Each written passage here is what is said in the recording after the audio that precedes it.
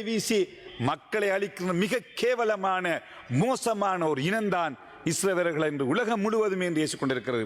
நாங்கள் இன்று அவர்களுக்கு கதவுகளை திறந்திருக்கிறோம். அது உண்மையிலே இந்த விடயத்திலே அரசாங்கம் கவனம் செலுத்த வேண்டும். இன்று பொத்துவிலுடைய கௌரவ அமைச்சர் அவர்களும் இங்கு இருக்கிறார்கள். உண்மையிலே பாதுகாப்பு துறையை கட்டி வளர்க்க வேண்டும், போதைப் பொருளை உழைக்க வேண்டும், பாதாள உலக கோஷ்டிகளை அழிக்க வேண்டும், நாட்டை ஒரு பாதுகாப்பான நாடாக மாற்ற வேண்டும் என்பதில் கௌரவ எங்களுடைய பாதுகாப்பு மக்கள் பாதுகாப்பு அமைச்சர் நடவடிக்கை நாங்கள் பாராட்டுகின்றோம். உங்களுடைய மட்டக்களப்புக்கு வந்து அண்மையிலே நீங்கள் மிக பல நடவடிக்கைகளை மேற்கொண்டு நாங்கள் வரவேற்கின்றோம். குறிப்பாக போதைப் பொருளை தடுப்பதிலே, பாவனையை தடுப்பதில் நீங்கள் எடுத்து வருகின்ற தலைமைத்துவத்துக்கு நாங்கள் எங்களுடைய முழுமையான நன்றிகளை தெரிவிக்கின்றோம். ஆனால் இந்த இஸ்ரேல் இஷ்யூ நாளாந்தம் மோசமாகிக் கொண்டு போகிறது. குறிப்பாக பொத்துவிலே சாதாரண பொதுமக்களோடு இங்கு வந்திருக்கின்ற டூரிஸ்ட் சண்டை பிடிக்கிறார்கள். அவர்களோடு வேணுமென்றே சண்டைக்கு போகிறார்கள். நேற்று முன்தினம் கூட கௌரவ அமைச்சர் அவர்களே நான் ஃபேஸ்புக் எழுதிய சில இந்த இதுகளை பார்த்து வீடியோக்களை பார்த்தேன். அவர்கள் எந்த ஒரு ஹெல்மெட்டும் அணிவதில்லை.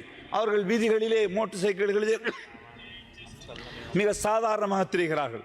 அவர்களுக்கு சட்டம் எந்த ஒரு நடவடிக்கை எடுப்பதாக நாங்கள் அறியவில்லை.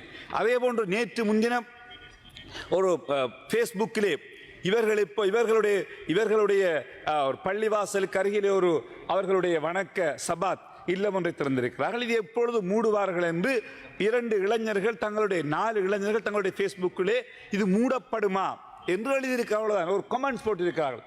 அதற்காக பொத்துவில் போலீசார் அந்த 4 இளைஞர்கள் 2 பேரை கைது செய்து அன்வர் நசீர் அசாம் வாசித் போலீசுக்கு வரவழைத்து அவர்களிடத்தில் ஸ்டேட்மெண்ட் எடுத்திருக்கார்கள். மற்ற 2 மாணவர்களையும் தடுத்து. ஆகவே ஒரு சாதாரணமாக இவ்வாறு ஒரு கமெண்ட்ஸ் போட்டுவதற்காக வேறு பிரச்சனை இருந்தால் நாங்கள் அதை பற்றி பேச மாட்டோம்.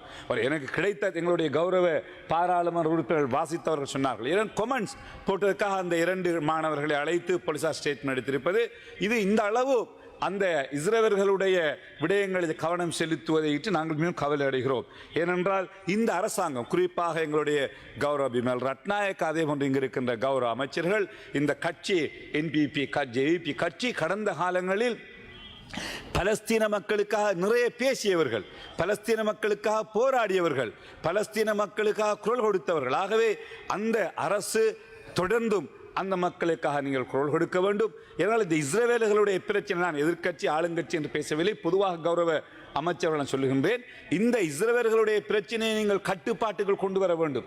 இல்லை என்றால் இந்த நாட்டுக்கு அது மிக மோசமாக வந்து அமையும். உலகத்தில் அவர்கள் எங்கு போனாலும் அந்த நாட்டுக்கு எதிராக அவர்கள் செயற்படுகிறார்கள்.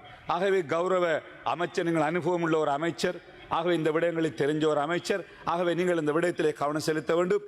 இறுதியாக கௌரவ எங்களுடைய மீன்பிடி கடற்கரை அமைச்சர் இருக்கிறார். இன்று பாராளுமன்ற ஆலோசனை கூட்டத்திலே வாழச்சேனையிலே ஒரு துறைமுகம் இருக்கிறதற்கு போட்டுகளை கட்டுவதற்கு முடியாமல் மிக நீண்ட காலமாக பல வருடங்களாக நாங்கள் ஒரு ஜெட்டி ஒன்று அமைக்க வேண்டும் என்று போராடி வருகிறோம். ஆக கிட்டத்தட்ட 1000 மில்லியன் ரூபாய் செலவிலே கேபினட் ஜனாதிபதி அவர்களுடைய அனுசரணையோடு, கேபினட் உடைய அனுமதியோடு அதனை அடுத்த ஆண்டிலே ஆரம்பிக்க இருக்கின்ற அந்த செய்தியை இன்று நீங்கள் பாராளுமன்ற குழு கூட்டத்தில் நீங்கள் சொன்னீர்கள்.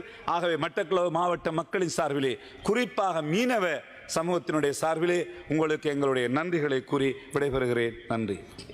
ස්තුතියි ඔබතුමන්ට. ගරු රුවන් රණසිංහ නියෝජ්‍යමතුමා